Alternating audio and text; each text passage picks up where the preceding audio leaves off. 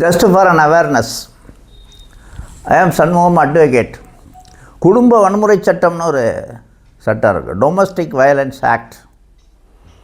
அந்த ஆக்டில் கிரிமினல் கோர்ட்டில் போடலாம். பெண்களுக்குன்னு பாதுகாப்புக்காக போடப்பட்ட சட்டம் கிரிமினல் கோர்ட்டில் போடலாம். அதில் மற்றவங்களெல்லாம் ரெஸ்பாண்டன்ட், அக்யூஸ்ட் அப்படின்னு போட்டு நிறுத்தலாம். அது நடந்துக்கிட்டு இருந்துச்சு. வரதட்சணை வழக்குகள் உங்களுக்கு தெரியும், 497. அந்த வழக்குகளில் பொய் கேஸெல்லாம் நிறைய பெண்கள் அந்த சட்டத்தை சாதகமாக பயன்படுத்திட்டு கொடுக்க ஆரம்பிச்சிட்டாங்க. மெஜாரிட்டி ஆஃப் த பெண்களுக்காக சட்டம் தயார் பண்ணப்படுகிறது. ஆனால் அதை அவைல் பண்ணுறவங்க கொஞ்சம் வேணுன்னே செய்ய ஆரம்பிச்சிடுறாங்க. நல்ல பெண்கள் காட்டிலும் கொஞ்சம் வேகமான பெண்களை பண்ண ஆரம்பிச்சிடுறாங்க. அதனால் நீதி கிடைக்கிறது இல்லை. இந்த டொமஸ்டிக் வயலன்ஸ் ஆகிட்ட எல்லோரும் போட ஆரம்பிச்சிட்டாங்க. எல்லா ரிலேஷனையும் போடலாம். மாப்பிள்ளைய அப்பா போடலாம், அம்மா போடலாம், சகோதரியை போடலாம், சகோதரி வீட்டுக்காரரை போடலாம். இதை பயன்படுத்த ஆரம்பிச்சிட்டாங்க.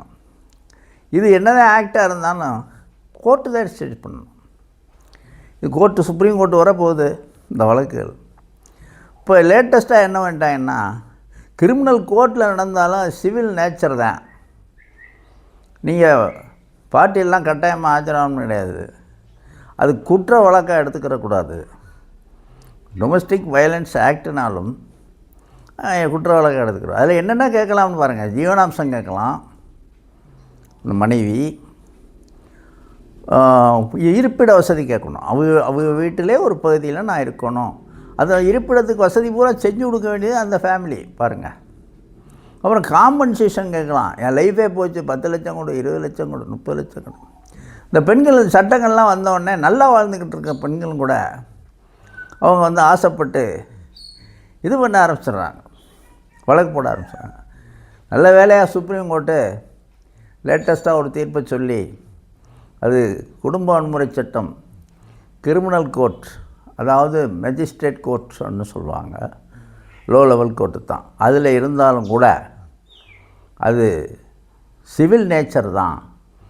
வக்காலத்து போட்டு வக்கீலே ஆச்சிடலாம், பார்ட்டி கட்டாயம் வரணும் இல்லை அப்படின்னு சொல்லி அதை கொஞ்சம் ஈஸ் பண்ணிட்டாங்க.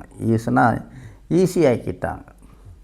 இது ஒரு வக்கீலுக்கே ஒரு அவேர்னஸுக்காக சொல்கிறேன். லேட்டஸ்ட்டு ஜட்ஜ்மெண்ட்டில் வக்கீல் படிக்க மாட்டேங்கிறாங்க, அதுக்காக சொல்கிறேன். அந்த இப்போ 497 அந்த வரதட்சணை கேஸ்லையும் இப்போ கொஞ்சம் மாடரேட்டாக ஆக்ஷன்லாம் குறைச்சிட்டாங்க. டிஸ்ட்ரிக்ட் கமிட்டி வச்சு அது பரிசு பண்ணி அது ரிப்போர்ட் பேரில் தான் எஃப்ஐஆர்லாம் போடணும் அப்படின்னு வச்சுட்டாங்க.